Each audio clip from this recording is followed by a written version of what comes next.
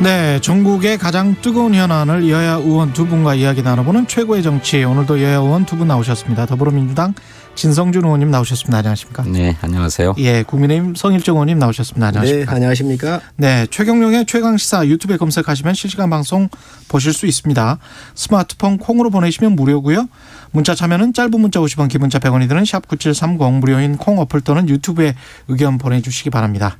예, 오늘 스튜디오 들어오시기 전부터 그 휴게실에서 굉장히 좀 설전이 오고 가고 있는 것 같은데 방송에서는 가급적이면 좀 너무 격하게 싸우시지는 마시고요. 예, 예, 다 뭐 나라와 국민을 위하는 마음에서 그러시는 되는 거니까 일단은 그 50조 손실보상 50조 또는 김정인 위원장의 100조 윤 후보가 내놓은 윤석열 후보가 내놓은 손실보상 50조 이거를 뭐 액수가 어떻든 간에 이재명 후보 쪽은 그냥 국회에서 논의해서 지금 하자. 뭐 이런 입장인 것 같고요. 네, 그렇습니다. 예. 이것과 관련해서 국민의힘은 입장이 지금 명확히 정해졌습니까?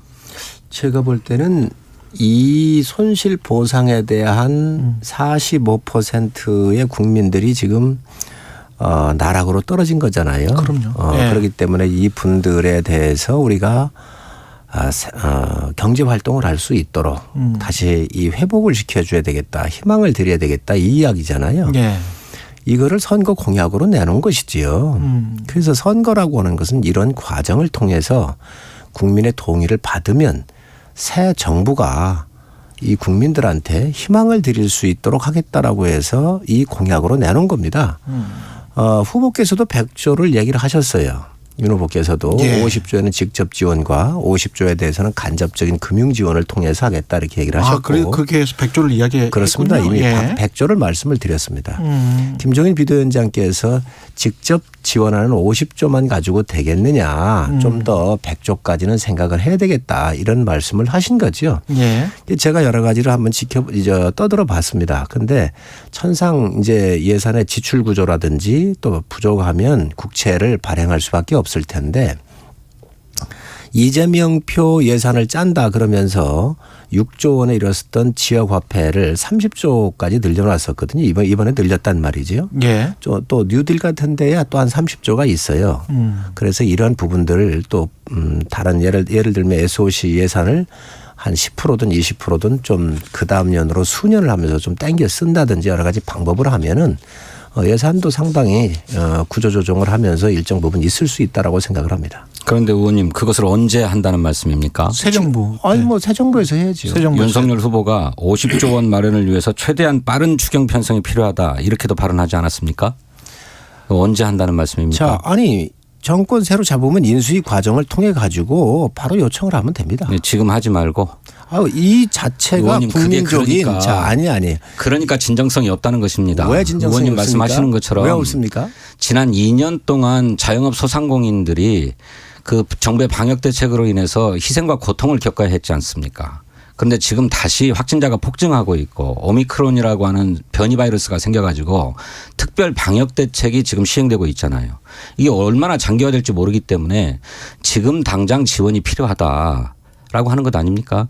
내년도 예산안에 이러저러한 소상공인 자영업자 지원을 위한 예산이 편성됐지만 지금 이런 확진자 폭증 상황이나 장기화될 거다라고 하는 상황까지 감안되지 않았지 않습니까? 그렇기 때문에 지금 시기에서 대규모 추경이 필요하다라고 하는 얘기들이 나오는 것 아닙니까? 그렇다면 새 정부가 출범하려면 5월 10일 날 출범하게 되는데 그때 추경 논의해가지고 언제 추경을 편성해서 지원하겠습니까? 앞으로 추경이 지원될 때까지 한 6개월 이상을 어떻게 버티라는 말씀입니까?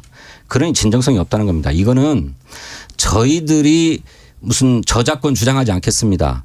윤석열 후보가 50조 원이 필요하다는 얘기를 먼저 했고 또 김종인 총괄위원장이 100조는 돼야 된다는 말씀하셨으니 그런 잘 생각하셨다고 생각합니다.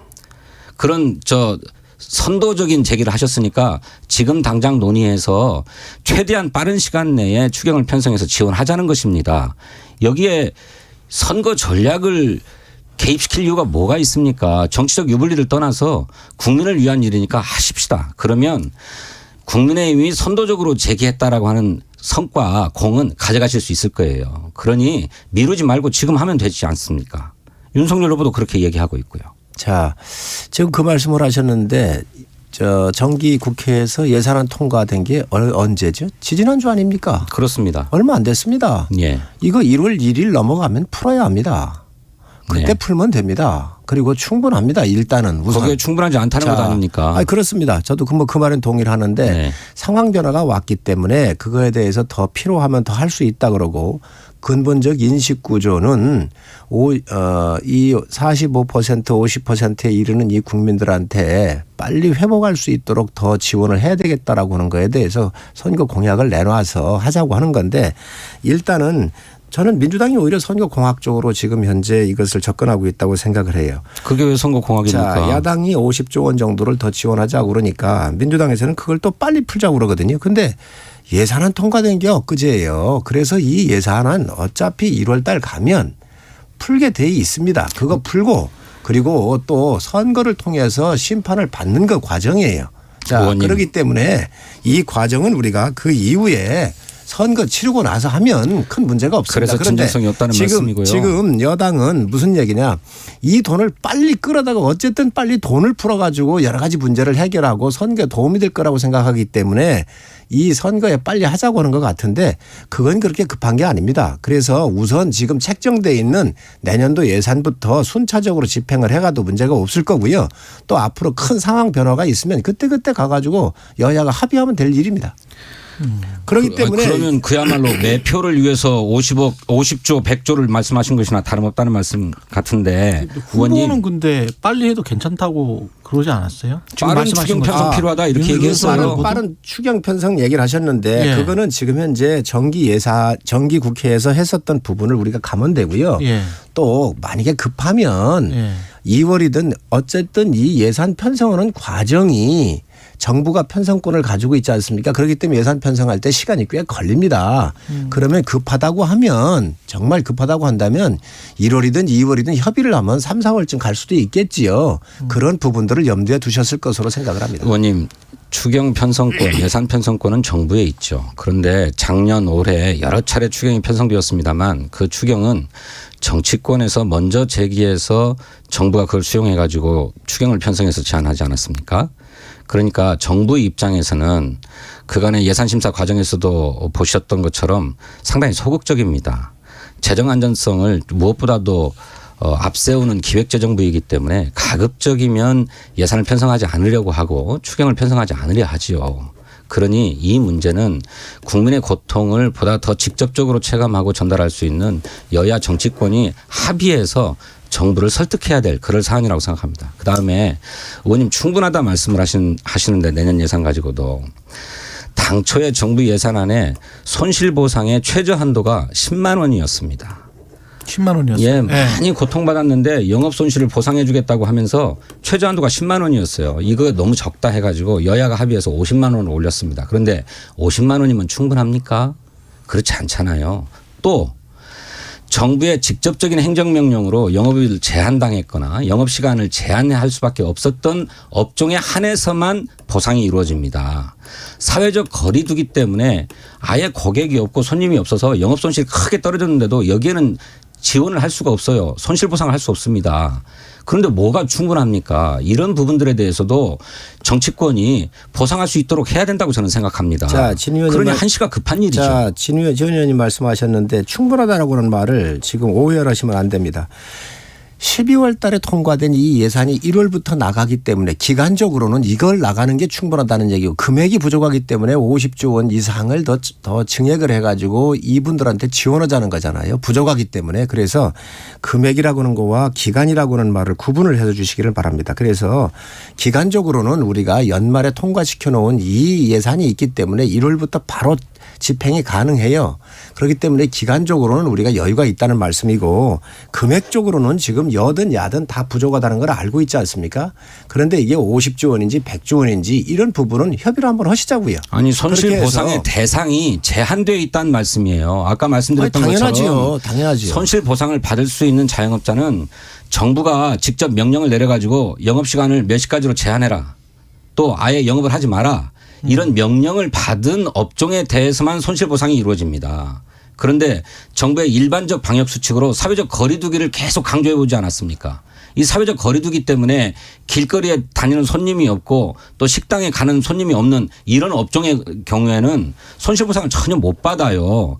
이거는 내년도 예산에도 편성되어 있지 않습니다. 그래서 전년도 그런데 뭔 충분하고 뭐 기간을 말씀을 하십니까? 왜 전년도나 아니면 이거를 증명해낼 수 있는 그러한 그 지방 정부라든지 아니면 국세청의 이런 자료만 있다 하더라도 이런 부분들에 대해서 지원을 하자라고 하는 게 50조를 추가하면서 내놓은 아닙니다.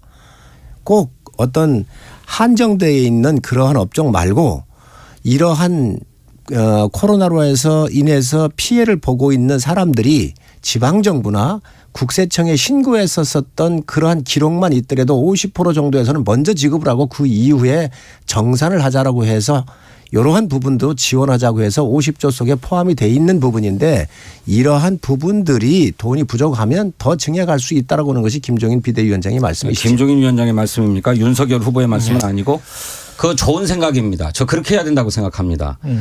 코로나 이전 상황의 영업 실적과 코로나 이후의 영업 실적을 비교해서 영업 손실이 발생한 부분에 대해서는 100% 보상해야 된다고 생각합니다.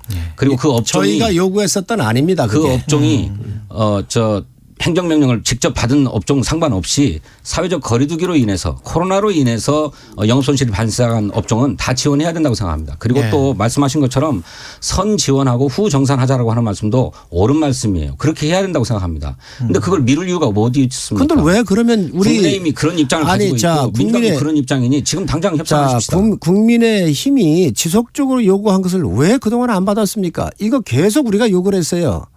심지어 텐트를 치고 단식까지 하면서 욕을 했습니다. 정부가 재정 안정성을 들어서 계속 반대해왔지 않습니까? 그럼 정부는 정부를 설득해야죠. 그러면 여권이 책임져야지요. 왜 그게 여권만의 책임입니까? 정부 여당이 책임지는 거 아닙니까? 저희들도 물론 열심히 노력해야 되겠습니다만 역시 국민의힘은 그간에 재정 안정성이 굉장히 중요하다는 말씀을 계속하면서 저희들이 뭐라고 했습니까? 현금 살포하려고 한다. 선거를 겨냥한 선심성 현금 살포다. 이렇게 주장하지 않았습니까? 언제 야당 의견 잠깐만요. 진 의원님. 이제라도 합의해서 추진하시자고요. 자. 야당의 의견 언제 그렇게 존중했다고 알겠습니다. 지금 와서 그런 여기까지. 얘기를 하십니까? 아니 존중하지 않습니까? 우리 국민의힘에서는 지금까지 이러한 업종들에 대해서 부족하니 정말로 많이 지원하자는 얘기를 끊임없이 요구를 했습니다. 그런데 그걸 안 들은 게 정부 여당입니다. 지금 와가지고 우리 당이 50조 정도 비롯해서 필요하면 더 추가해서 선거를 통해서 국민의 동의를 받아가지고 지원하겠다고 그러니까 지금 와가지고 이거 빨리 주자라고 지금 민주당이 치고 나온 거예요. 지금 하시자고요. 이거야말로 정말 정쟁이라는 거고요. 아니 그럼 한참 나중에 할 일을 지금 왜 공약하십니까? 지금 필요하니까 하자는 말씀 아닙니까? 그거를 국민적 동의를 받는 것이고 작년도에 우리가 올해 예산안이 통과가 됐기 때문에 1월부터 나갈 거 아닙니까? 우선 나가고 필요하면 우리가 정권 잡아서 하겠다는 거예요. 새 정부에서 해야 되겠다. 그렇습니다. 하시자고요. 아니 그거 하자고 하는 게 정쟁이라는 거예요. 그거 하라는 게 정쟁이라는 거예요. 어떤 정부든 새 정부에서 해야 되겠다는 말씀이고 지금 해야 된다라는 말씀이었습니다.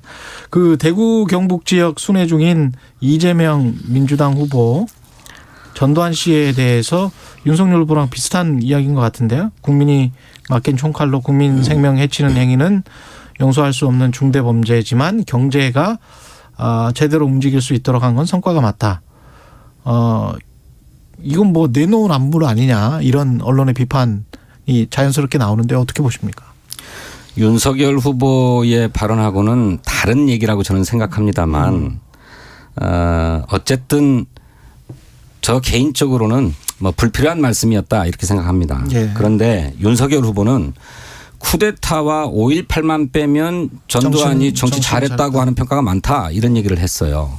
그런데 이재명 후보는 아까 말씀하신 것처럼 국민이 맡긴 총칼로 국민 생명을 해친 행위는 어떤 이유로도 용서될 수 없다. 이렇게 얘기했죠. 중대 범죄다. 그래서 존경받을 수 없는 정치인이다. 이렇게 얘기를 했죠. 다만 그 정권도 공과가 있다. 그중에 3조 호황이라고 하는 세계적인 경제 환경을 이용해서 경제가 지속적으로 성장할 수 있도록 한 것은 평가돼야 된다. 이런 말씀입니다. 그러니까 진영 논리에 사로잡혀서 모든 것을 다 잘못했다. 또 모든 것을 다 잘했다. 이렇게 얘기할 게 아니라 공은 공대로 과는 과대로 평가돼야 한다는 말씀이지 윤석열 후보처럼 무슨 쿠데타나 광주학살 빼고는 다 잘했다. 이런 얘기가 아니죠. 그러니 거두절미하고 발췌해가지고 그것만 막 해서 뭐 똑같은 거 아니냐 이렇게 얘기하는 건 과도한 비판이라고 생각합니다.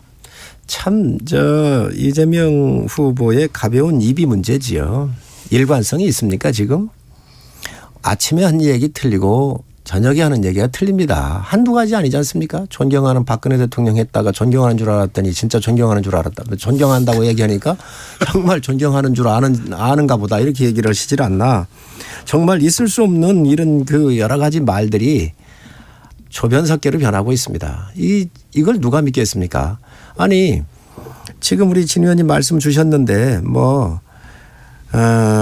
전두환 쿠데타와 5.18을 빼면 경제는 잘한 부분에 대해서 인정할 수 있는 거 아니냐라고 윤석열 후보가 얘기한 거 맞습니다. 언제 경제라고 얘기했어요. 그 그것 당시에 빼고는 사람을 정치를 잘 잘했다라고 쓰면 얘기했죠. 아닙니다. 사람을 잘 쓰면 사람을 인재를 골고루 잘 쓰면 경제 같은 경우 잘하더라 이렇게 얘기를 했는데 지금 그렇게 그 전두환 대통령 비난하고 5.18 현장에 가가지고 발로 그걸 밟고 넘어갔었던 그런 후보가 또 표를 앞에 두고 가가지고 3조 호황을 잘 이용한 것은 잘했다라고 또 얘기를 했더라고요. 그런데 저는 그 평가가 옳다고 봅니다. 이번에 평가한 거 옳다고 봅니다. 그러면 광주에 갔었을 때의 언행하고는 같은 땅에서 벌어지고 있는데 국가 지도자가 그렇게 하면 되겠습니까? 일관돼야지요. 성 의원님, 윤석열 후보의 발언은 지금 그런 게 현재 아니었습니다. 지금 그냥 이렇게 대충 이렇게 해가지고 물타기 하려고 하지 마십시오. 지금 전 의원님은 그렇게 얘기를 하시겠죠. 그래서 국가 지도자는 일관성이 있어야 된다. 지금 너무 일관성이 없다. 이 지역에 가서 이야기하고 저 지역 가서 또 다른 얘기하면 되겠습니까? 저는 진짜 국가 지도자로서 지금까지 언행으로 봤었을 때 너무 불일치하다. 아니 이재명 후보가 어떤 이유로도 용서될 수 없는 중대 범죄다 이렇게 규정했습니다. 그러면 그렇게 네? 계속 가시면 됩니다. 그러니까요. 그 점도 분명하게 했다는 점을 말씀드리는 것이고. 그러면 그 견지를 계속 가셔야지. 다만 네. 우리 국민의힘이 문재인 정부의 모든 것이 다 잘못됐고 정권을 심판해야 되고 교체해야 되고 하는 것과 똑같이 어떤 정권도 모두 잘못한 것만 있을 수는 없는 것이다. 잘한 것은 잘한 것대로 평가되어야 된다라고 하는 점을 말씀드리는 거예요. 그것이 객관적이고 사실에 입각한 평가 아닙니까? 진영 논리에 사로잡히지 말자라고 하는 정치적 유연성을 보인 거라고 생각합니다. 자기가 잘하면 유연성이고 뭐 유리하면 불리하면 뭐 유연성이 아닌데 박정희 대통령도 그렇습니다. 쿠데타로 국정을 파괴했으며 또 인권을 침해한 독재자라고 비난을 했었거든요. 그렇죠. 네. 그래놓고 나서 이번에 가지고 산업화에 대해서 공이 있고 상당히 훌륭한 지도자라고 얘기를 했는데 이것도 또한 유연성이겠지요. 그렇죠?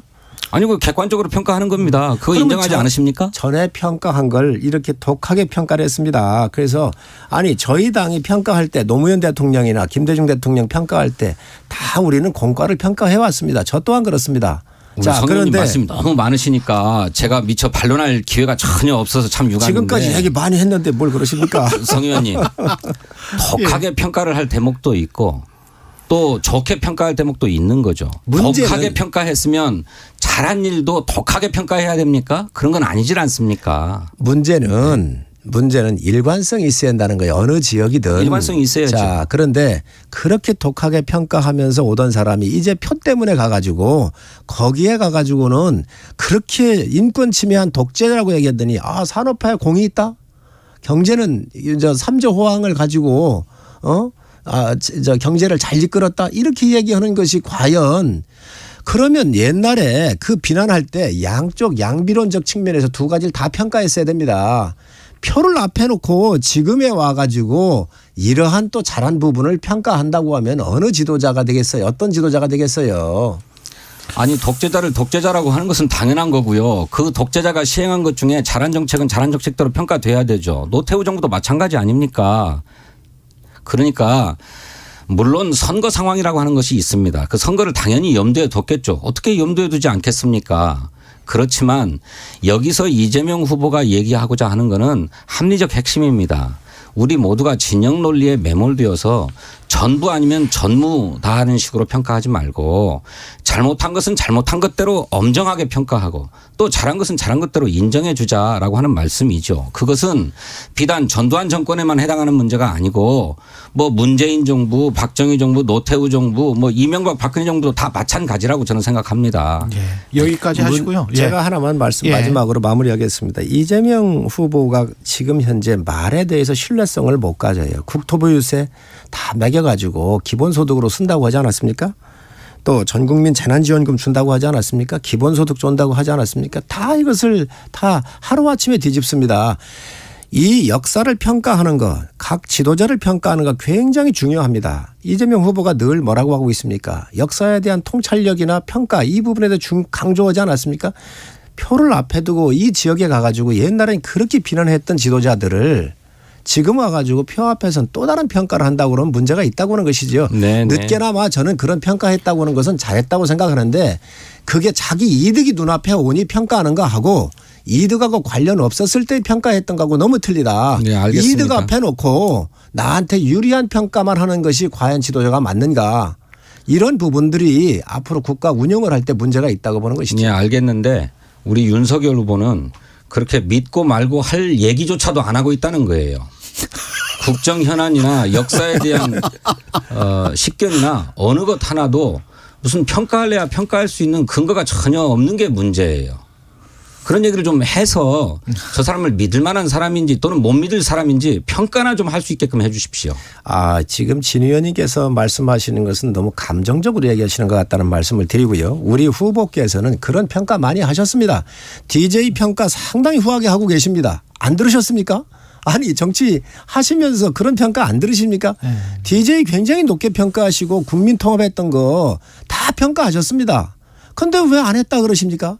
안 했으면 질문을 던지십시오. 평가만의 문제가 아니잖아요.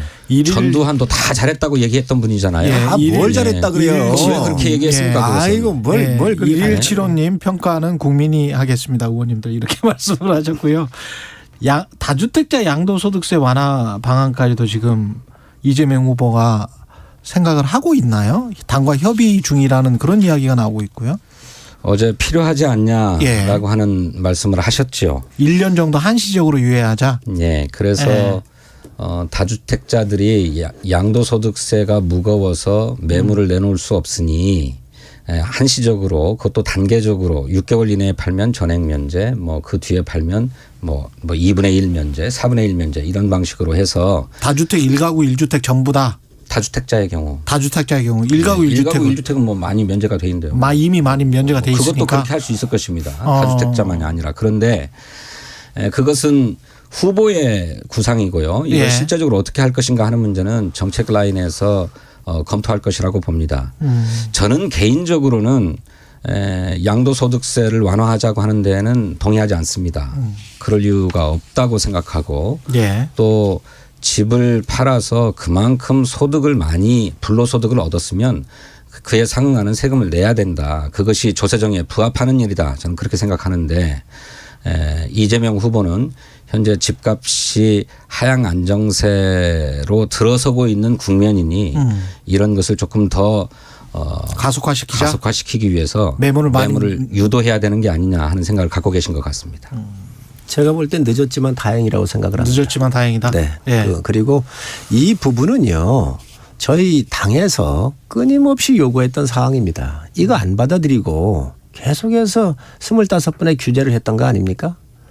그래서 비교적 늦기는 했지만 그나마 현장을 지금 보고 있구나라는 생각을 들고 이재명 후보가 양도세 이 부분은 양도세라고 하는 것은 공급하고 연관된 거잖아요. 갖고 있는 사람들이 시장에 내놔야 물량이 늘어나기 때문에 이 시장의 공급을 늘리는 일입니다.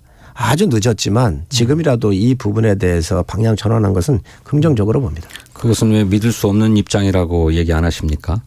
일관성이 없는 얘기 아닙니까? 시장이라고 하는 것은 바로 이런 것들이 유연성이에요. 역사 평가하고 사람들 평가하는 게 저 대통령 평가를 제대로 해야지.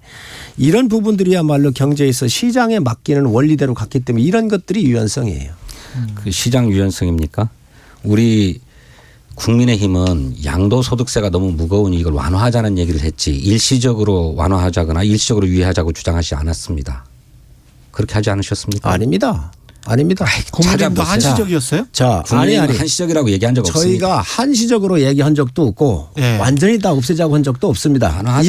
이러한 공급에 대해서 예. 늘리려고 한다고 한다면 이 부분에 대해서 양도세가 낮춰져야 물량이 나오겠다라고 얘기를 한 것이지 이 부분에 대해서 아니, 저희가 그러니까요. 한시적이라고 하는 제한 없이 양도소득세를 완화하자. 이게 너무 무겁다. 징벌적 과세다. 이렇게 주장해 오지 않았습니까? 언제 우리가 그렇게 주장을 했습니까? 그렇게 얘기해 왔죠. 아닙니다. 의원 한번 돌아보세요. 이 부분이 양도세라고 하는 것은 시장의 기능을 회복하기 위해서 갖고 있는 분들 편하게 좀 내려주자는 거지요. 그러니까 다 깎아주자는 말씀하셨잖아요. 아 이거 안 깎고 한시적으로 하자는 말씀이 아니었잖아요. 그러면은 진 의원님은 이거 깎지 말고 그냥 계속 가자는 얘기입니까? 저는 개인적으로는 그래야 된다고 생각합니다. 그것이 조세 정의에 부합하는 거라고 생각합니다. 그런데 아까 말씀하셨던 것처럼 우리 후보는 지금 집값이 하향 안정세로 접어들려고 하고 있으니 이걸 가속화시키기 위해서 매물을 유도하자라고 하는 탄력적 사고를 한다는 것입니다. 저는 당내에서 논의할 기회가 있으면 저는 반대 의견을 내겠습니다만 이재명 후보의 판단이 옳을 수도 있죠. 하지만 이재명 후보의 그런 입장이 국민의힘 입장하고는 많이 다릅니다. 국민의힘은 그런 한시적인 제한이 없이 양도소득세가 너무 과하고 이것은 가진 사람들에 대한 징벌적 과세다. 그러니 이 징벌적 과세를 완화해야 된다. 없애야 된다. 이렇게 주장해 오셨어요. 징벌적이라고 하는 말은 기본적으로는 다르십니다. 아닙니다. 징벌적이라고는 말은 무조건 세금으로 부동산 투기를 잡겠다라고 한 그 발상 자체가 시장을 무시한 거 아닙니까? 여기까지입니다. 예, 최고의 정치 국민의힘 성일정 의원, 더불어민주당 진성준 의원이었습니다. 고맙습니다. KBS 1라디오 최경영의 최강시사 2부는 여기까지입니다. 3부에서 뵙겠습니다. 이준아, 이 커다란 배추를 누가 키웠을까요? 농부님? 농사를